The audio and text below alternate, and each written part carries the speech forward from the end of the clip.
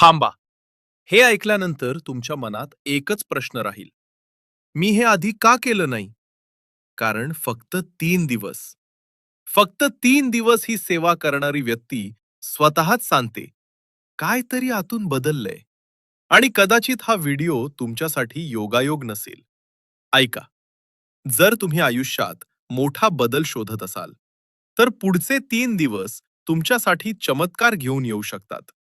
फक्त 3 दिवस ही सेवा करा आणि मग काय होतं ते बघा.